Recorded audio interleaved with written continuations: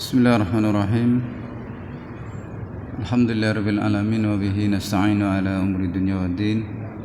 Wassalatu wassalamu ala nabiyyina Muhammadin wa alihi wa sahbihi wa tabi'in wa ala kulli man wala ila yaumiddin. Asyhadu an la ilaha illallah al-malikul haqqul mubin wa asyhadu anna Muhammadar Rasulullah shadiqul adil amin. Amma ba'du, bapak-bapak dan ibu-ibu jamaah subuh mati syuhada yang dimuliakan Allah. Assalamualaikum warahmatullahi wabarakatuh.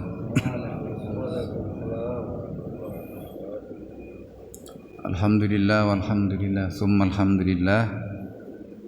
Allah Subhanahu wa taala kembali menghidupkan kita setelah mematikan kita, memberi kesempatan kita untuk menghirup udara hari ini, yang itu berarti nikmat Allah terlimpah kepada kita pada saat yang sama. Berarti kita diberi kesempatan untuk beramal. Nah, tinggal amal yang seperti apa yang ingin kita lakukan kembali kepada kita masing-masing. Ya, maka membuka hari kita disunnahkan oleh Rasulullah SAW untuk berdoa, Alhamdulillah alladzi ahyana ba'dama amatana wa ilaihin nusyur. Tapi ada rangkaian lagi untuk lebih kuat menyadarkan kita. Ya, Allah Ta'ala juga mengajarkan zikir-zikir pagi. Oke. Agak pas ya. Masya Allah. Mohon maaf ini agak lama. Nggak pakai beginian jadi. Ya, baik. Jadi asbahna wa asbahal mulkillah, alhamdulillah, dan seterusnya. Kita dianjurkan untuk membuka pagi dengan kesadaran akan nikmat Allah. Ya, asbahna ala fitratil Islam wa kalimatil ikhlas wa ala dini nabiyina Muhammadin sallallahu alaihi wasallam ala millati abina Ibrahim hanifa wa ma kana minal musyrikin. Jadi membangun kesadaran bahwa kita dihidupkan oleh Allah Ta'ala setelah kematian itu untuk beramal dalam bingkai ajaran Allah Subhanahu wa taala. Nah, pagi ini alhamdulillah kita dimudahkan oleh Allah Ta'ala untuk melangkah kaki ke masjid, menunaikan kewajiban yang asasi kita, salat subuh berjamaah. Kemudian ya, kita melanjutkan aktivitas kita dengan mudarasatul Quran, ya, paling tidak sampai syuruk. Kemudian baru kita keluar dari amaliyah yang luar biasa. Ya, mudzakarah sampai syuruk, ya, yang kata Rasulullah SAW itu senilai dengan umrah.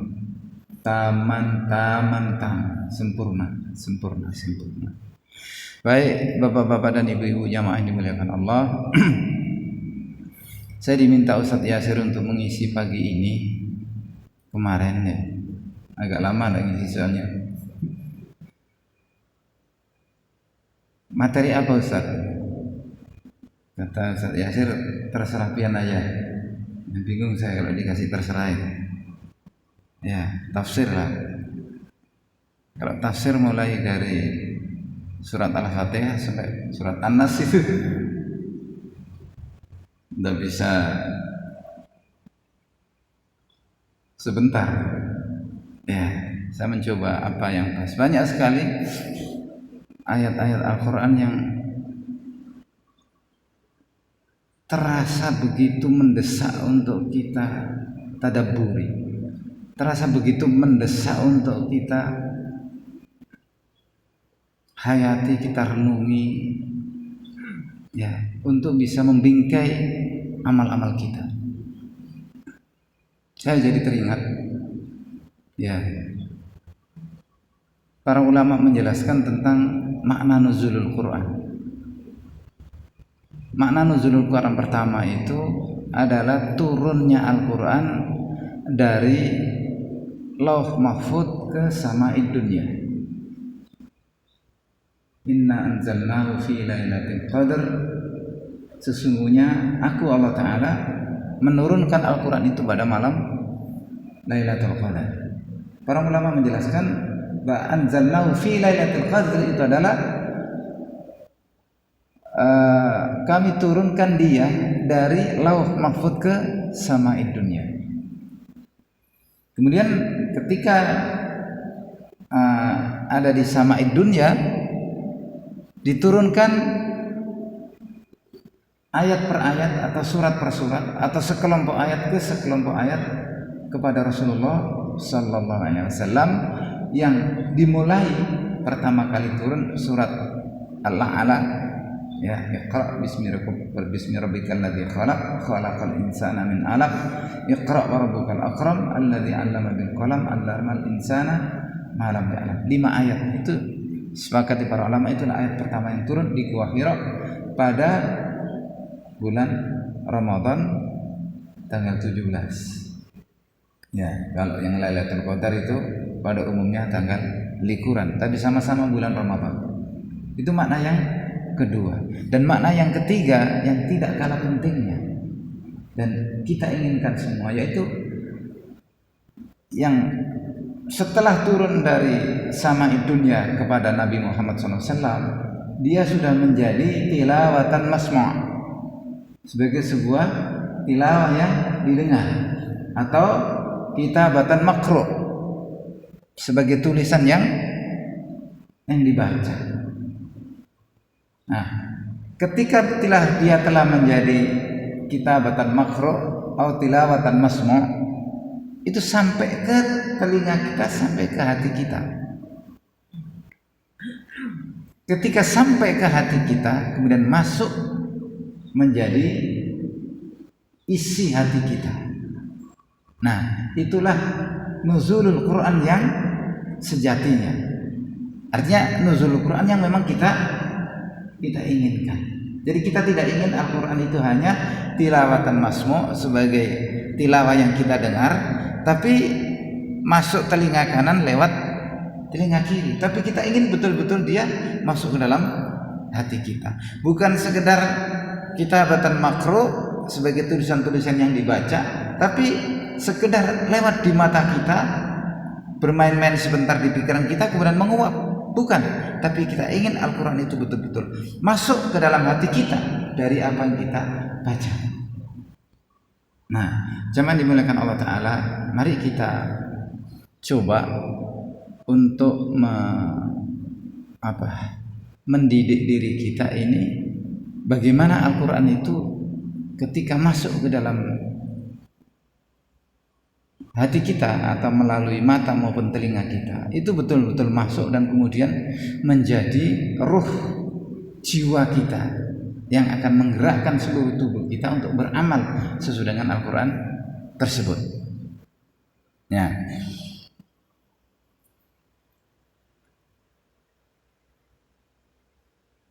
Ada seorang ulama yang menyebutkan tentang untuk bisa kita menjadi Qur'ani, jiwa kita, hati kita, pikiran kita sepenuhnya diisi oleh Al-Quran, dan kemudian amal kita berkesesuaian dengan Al-Quran, itu yang pertama-tama bagaimana kita menyikapi Al-Quran dengan tepat. Menyikapi Al-Quran dengan tepat itu ada 2. Yang pertama, kita harus memahami Al-Quran itu sebagai kalam Allah yang ditujukan kepada kita untuk kita amalkan. Jadi bukan untuk sekedar ilmu pengetahuan. Iya, memang di situ ada ilmu pengetahuan, tapi lebih sebagai sesuatu perintah yang untuk kita laksanakan, atau larangan-larangan yang untuk membuat diri kita tidak melakukannya.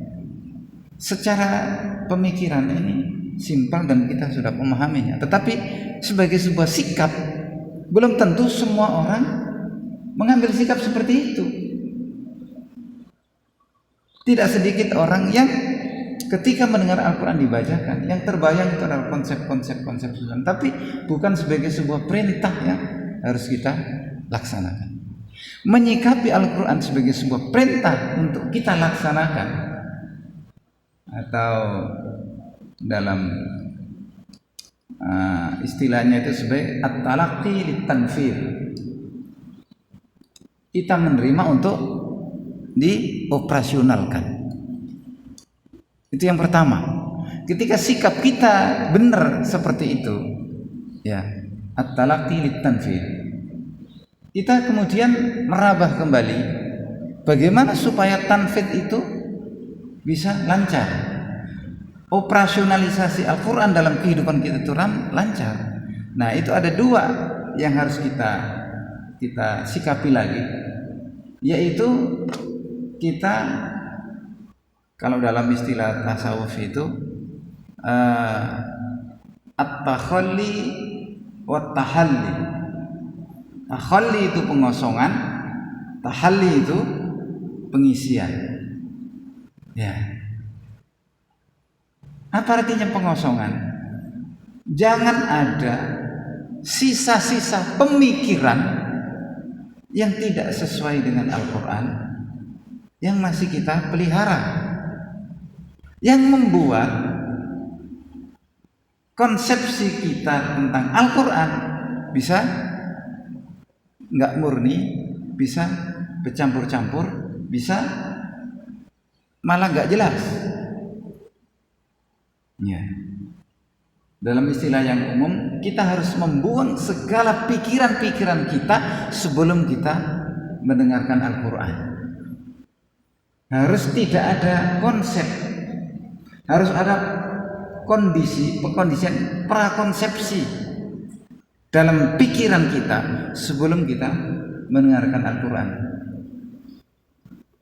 Nah, ketika prakonsepsi ini kita lakukan, ya, kita mengosongkan segala konsep dan pemikiran kita untuk kita isi dengan Al-Quran, maka sikap ini yang akan mengantarkan kita kepada amalia Al-Qurannya dengan benar. Jadi sekali lagi, yang pertama itu adalah at-talaqqi lit-tanfir, mendengarkan, menerima Al-Quran untuk dioperasionalkan, dan kemudian untuk bisa mengoperasionalkan kita harus singkirkan segala konsep-konsep yang ada dalam diri kita, ya, at-takhalli untuk kita isi dengan Al-Quran, at-tahalli. Ya. Nah, ketika dua ini kita lakukan, maka insya Allah diri kita akan dibimbing oleh Al-Quran. Dan ketika kita dibimbing oleh Al-Quran, insya Allah segala kebaikan, segala kemaslahatan duniawi ukhrawi kita akan kita dapatkan. Dan tidak didapatkan oleh orang-orang yang memang tidak berinteraksi dengan Al-Quran.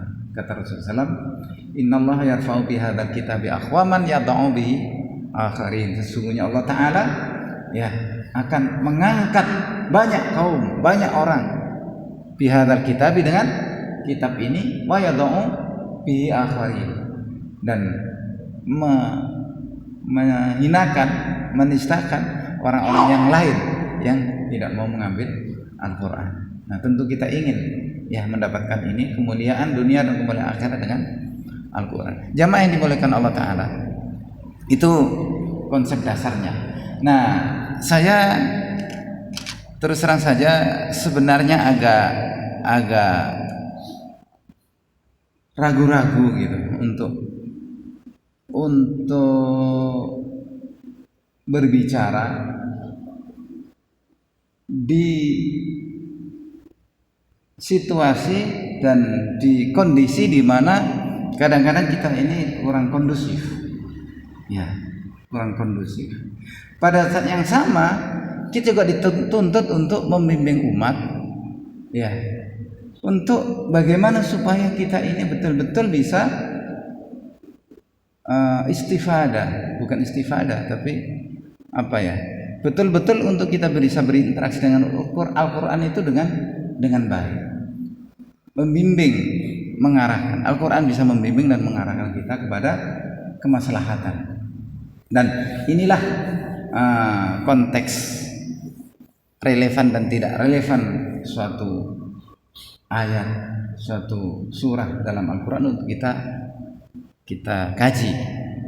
Ketika kita mengkaji ayat-ayat yang kurang relevan juga masuknya agak susah. Tapi kalau relevan dalam kondisi ya ada prakonsepsi atau sudah menyikapi sejak awal tentang Al-Quran sebagai semata-mata kajian konsep, bukan at-talaqqi lit-tanfidz, juga kurang pas. Makanya ini saya ingin mencoba untuk masuk ke beberapa ayat dari ayat-ayat Al-Quran dengan mari kita kosongkan dulu pikiran-pikiran kita yang mungkin bisa jadi kemarin terbentuk dari berbagai informasi yang masuk sebelumnya dan seterusnya. Jadi sekali lagi ini adalah kajian Al-Quran, tidak kajian tentang yang lain-lain, dan konteksnya bukan dihubungkan dengan yang lain, tapi ini relevansinya. Jadi kalau ini sedang saya angkat, itu bukan dalam konteks untuk ini untuk itu yang sifatnya dunia itu sementara, tapi ini dalam konteks relevansinya. Nah, relevansinya, hingar-bingar hiruk pikuk kita sebagai bangsa menyongsong suksesi kepemimpinan nasional itu menyedot pikiran, perhatian, perasaan demikian banyak orang, sedemikian rupa sehingga banyak orang yang kemudian hatinya, pikirannya penuh dengan segala konsep dan melupakan konsep Al-Quran yang seperti apa. Dan konsep-konsep itu ya seringkali mempengaruhi cara kita membaca, cara kita memahami Al-Quran. Dan inilah yang saya coba untuk mari kita coba kaji dan mari kita coba prakonsepsi dulu. Ya, tapi jangan dicurigai, ini mau kampanye Ustadz ini, soalnya kesempatan kampanye terakhir. Bukan kampanye calon, kampanye Al-Quran saya. Ya, tidak ada hubungannya dengan calon. Ya, jangan dihubungkan dengan nomor. Ya, nggak ada. Saya nggak bicara tentang nomor. Ini tentang Al-Quran. Surat apa? Surat Al-Hujurat. Zaman dimuliakan Allah Ta'ala. Surat Al-Hujurat surat ke-49. Ya, ini sebagian ulama menyebutkan sebagai surat Al-Adab. Surat tentang adab. Imam Ibnu Katsir membuka kalimat pertama tafsir ayat ini dengan kata-kata adab. Ya. Sebagian kita mungkin sudah hafal. Ya.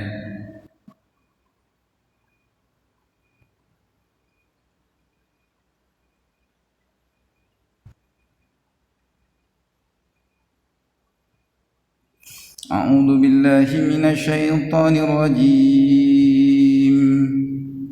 Bismillahirrahmanirrahim. Ya ayyuhalladzina amanu la tuqaddimu baina yadayillahi wa rasulihi wattaqullaha innallaha samii'un 'aliim. يا أيها الذين آمنوا لا ترفعوا أصواتكم فوق صوت النبي ولا تجهروا له بالقول كجهر بعضكم لبعض أن تحبط أعمالكم وأنتم لا تشعرون.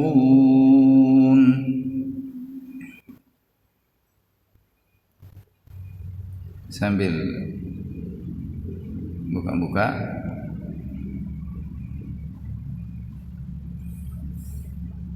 hadza adabun. Ini kalimat pertama yang ditulis oleh Imam Ibnu Katsir tentang ayat ini. Hadza adabun. Ini adalah adab-adab. Ya, makanya sebagian ulama menyebutkan mengacu pada tafsir Imam Ibnu Katsir ini adalah surat Al-Adab karena isinya memang adab-adab semua. Nah, ini adab ini belakangan menjadi tren Ya, karena yang satu mengatakan dia nggak beradab, pada saat sama yang lain mengatakan dia tidak beradab. Nah, kalau yang satu mengatakan dia tidak beradab, yang satu mengatakan dia beradab, terus yang beradab yang mana? Sama-sama nggak beradab dong. Tapi pada saat yang sama juga konsep adab belum dipahami. Yang adab itu seperti apa? Yang nggak beradab seperti apa? Nggak punya acuan. Adab apa bedanya dengan akhlak? Akhlak apa bedanya dengan etika? Dan seterusnya. Tidak punya konsep. Tapi ya kila wakola, konon katanya, begitu-begitu saja. Padahal Al-Quran telah turun jauh-jauh hari. Kenapa nggak dibuka? Kenapa nggak mengacu pada Al-Quran? Yang diacu segala macam. Ya. Nah, seperti apa adab Al-Quran? Inilah adab-adab yang Allah Ta'ala ajarkan. Nah, kemudian disitulah kita terbimbing dengan adab-adab Al-Quran. Jangan sebaliknya Al-Quran disingkirkan, kita dibimbing oleh adab-adab yang lain. Kalau sesuai dengan Al-Quran sih nggak apa-apa, tapi kalau nggak sesuai kan jadi masalah itu. Nah, ketidaksesuaian dengan Al-Quran ini kemudian nanti terjadi saling menuduh orang lain tidak beradab. Nah, hadza adabun, ini adalah adab attaballahu bi'a ibadahul mu'minin fima yu'amiluna bihi Rasulullah sallallahu alaihi wasallam min at-tawqir wal ihtiram wat tabjil wal i'zam. Attaballahu bi'a ibadahul mu'minin, di mana dengan adab-adab ini Allah Ta'ala mentakdib orang-orang yang beriman.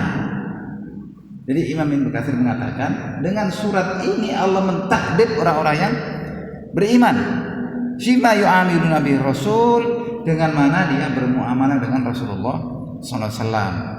Ya, minat tauqir berupa penghormatan, penghargaan, wal ihtiram ya sama maknanya, wat tabjil dan sama juga dengan pemuliaan, wal i'zam dan pengagungan.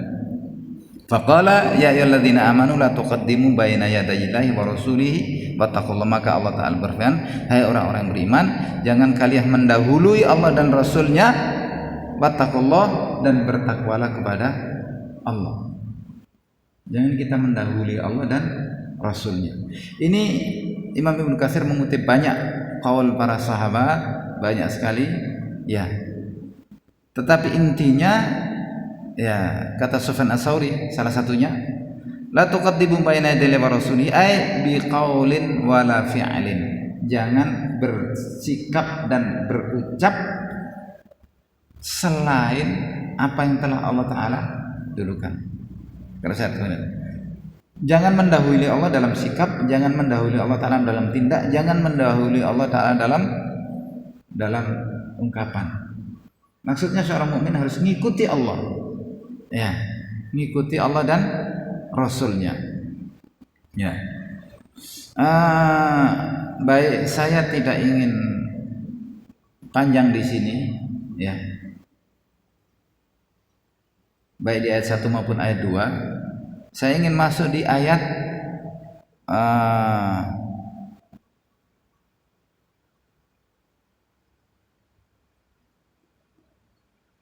9 dan 10. Ya. Adab kepada Allah Ta'ala dan adab kepada Rasulullah SAW di ayat 1 dan ayat 2. Kemudian adab kepada sesama mukmin, ya.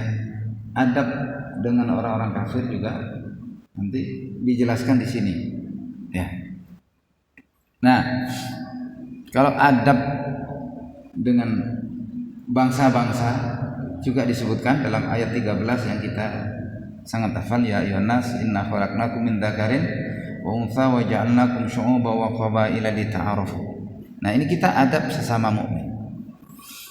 A'udzu billahi minasyaitonir rajim. Wa in ta'ifatani minal mu'minina qatatalu faslihu bainahuma. Dan jika ada dua kelompok dari orang-orang yang beriman iqtatalu, berperang, faslihu bainahuma, maka islahkanlah di antara keduanya, damaikanlah di antara keduanya, ya. Fa in baghat ihdahuma 'alal ukhra, jika memberontak, ya, salah satu di antara mereka nggak mau diingatkan, maksudnya nggak mau diislahkan, faqatilul lati tabghi, maka perangilah yang memberontak atau yang menolak diajak damai itu, hatta tafi'a ila amrillah, sehingga kembali kepada perintah Allah.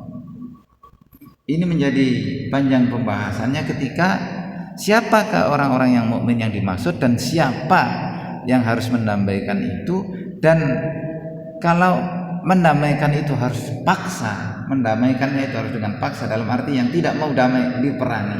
Siapa itu yang diperangi? Ini panjang, dan ini kalau sudah urusan perang itu kan berdarah-darah. Iya. Dan sejarah kaum muslimin juga banyak sekali berdarah-darah. Karena apa? Ya, banyak faktornya, tetapi intinya ya ada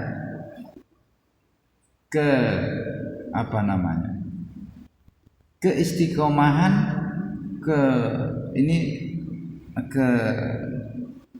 keharusan untuk berteguh kepada Al-Quran di satu sisi. Di sisi lain juga ada perbedaan pemikiran yang panjang, dan ini sudah dimulai sejak zaman sahabat. Karena itu maka Imam Ibnu Katsir menyertakan tafsir ayat ini dengan kisah tentang Rasulullah SAW, di mana pada suatu saat Rasulullah SAW sedang ada di mimbar, cucu beliau Al Hasan, ya, putra dari Ali bin Abi Thalib, dan putri beliau Fatimah binti Rasulullah, itu bermain-main. Beliau sedang khutbah, ini bermain di sekitar situ, naik khutbah, kemudian jatuh. Rasulullah SAW turun mengambil cucunya dan menggendongnya. Di khutbah ada anak. Kemudian beliau bersabda, nah, ntar ini karena kita potong-potong jadi urutannya di mana. Yang intinya gini, anakku ini, maksudnya cucuku ini, dia akan mendamaikan, ya, dua kelompok di antara orang-orang mukmin yang berperang, ya, yang berperang. Jadi Al Hasan, kata Rasulullah SAW, cucuku ini nanti akan mendamaikan dua kelompok kaum mukminin yang berperang. Dan kemudian sejarah membuktikan ketika kaum muslimin terjadi peperangan, terseret dalam kepentingan politik yang tajam sekali sampai terjadi peperangan, dua perang besar yang memakan kurban sangat besar. Yang pertama perang Jamal, ya. Perang Jamal itu terjadi antara kelompok yang pro Ibunda Aisyah radhiyallahu dengan kelompok bersama dengan Ali dan yang lain-lain. Nggak jelas, ya, nggak jelas apa kepentingannya. Tetapi kemudian terjadi kesalahpahaman yang membuat perperangan seperti itu. Ya, kisah ini, masya Allah, itu ada sebuah buku yang disebut dengan Al-Fitnatul Kubra, fitnah besar, ya, di peristiwa ini. Jadi itu terjadi sejak terbunuhnya Sayyidina Utsman. Ya, orang terus berselisih tentang kelanjutan pemerintahan pasca Utsman, ya, kemudian berselisih tentang cara menegakkan kepemimpinan kekhilafan itu, dan seterusnya sampai terjadi perang. Sehingga sebagian ulama mengatakan ini perang politik, bukan perang agama, atau perang yang dipicu oleh persoalan politik. Bagaimana seorang para sahabat ini bukan orang sembarangan, orang-orang yang dijamin masuk surga. Ali dijamin masuk surga. Ibunda Aisyah juga banyak sekali hadis yang menyebutkan tentang itu. Ya, ada Zubair bin Abdullah, Zubair bin Awam. Ya, ada Tolhah bin Abdullah dan seterusnya, orang-orang yang disebut oleh Allah Ta'ala sebagai ahli surga berperang. Coba bisa bayangkan. Kemudian yang kedua, perang namanya perang Siffin, karena di daerah terjadi daerah yang non sivil. Ali bin Abi Thalib dengan kelompok Muawiyah bin Abi Sufyan sama-sama mukmin, ya, sama-sama sahabat yang dalam tanda kutip ini generasi terbaik. Tapi bagaimana generasi terbaik bisa berperang? Nah, itulah yang kemudian disimpulkan oleh para sahabat, mereka adalah al-mu'minun walaupun berperang. Nah, para ulama lain juga menyimpulkan bahwa sekalipun seseorang itu melakukan dosa besar, itu tetap dia mukmin. Ya. Jadi dosa besar tidak membuat orang kehilangan keimanannya walaupun ada hadis. Jadi tidak beriman orang yang pencuri, tidaklah mencuri seseorang mencuri bahwa mukmin. La yasriqu wa huwa mu'min, la yazni zani wa huwa mu'min. Tidak akan berzina orang berzina itu sedangkan dia dalam keadaan mukmin. Tapi itu bukan bertentangan, karena yang pertama ini kondisional, sedangkan yang kedua itu memang kesejatian keimanan seorang tetap dalam keimanannya. Dan kita tidak bisa mengatakan seseorang tidak beriman semata-mata karena melakukan dosa besar. Nah, inilah jamaah yang dimuliakan Allah Ta'ala. Saya tadi dibisikin oleh Ustaz Yasir jam 6.20 Ustaz. Sekarang sudah jam 6.22. Iya, saya pengen sebenarnya masuk ayat ini dan ayat 10-nya. Ya, tapi karena baru masuk ini, jadi ya ini babnya. Saya simpulkan saja. Ya. Jadi mari kita jaga diri kita tetap dalam bingkai Al-Quran. Jangan kita menganggap orang kehilangan keimanannya karena dosa besar, apalagi bukan karena dosa besar, karena berbeda pemikiran misalnya, berbeda pilihan misalnya, akan sangat-sangat fatal, ya, sangat-sangat fatal. Nah, prakonsepsi dalam diri kita itu harus kita buang dan kita isi dengan konsep-konsep yang Qur'ani. Nanti mudah-mudahan ya kita sempat mengkaji lagi di lanjutan ini ayat-ayat adab yang sangat-sangat penting untuk kita kaji, kita pahami, terutama dalam konteks yang sekarang ini ada relevansinya untuk persoalan yang kita kaji dengan lebih baik. Marilah kita tetap menjaga keimanan kita dalam situasi dan kondisi apapun. Ya, jangan sampai kita kehilangan ini. Mohon maaf sekali lagi ya, mudah-mudahan kalau ada kesempatan kita bisa masuk di ayat berikutnya sehingga clear semuanya. Ya, sehingga clear semuanya. Ya, tapi hari ini harus kita sudahi karena waktunya sudah menunjukkan pukul 6.24. Ya, mohon maaf kalau ada hal-hal yang kurang berkenan. Ya, kalau ada yang tersalah, dan terima kasih atas segala perhatiannya. Hadanallahu wa iyyakum ajma'in wa astaghfirullah li wa lakum. Wassalamu alaikum warahmatullahi wabarakatuh.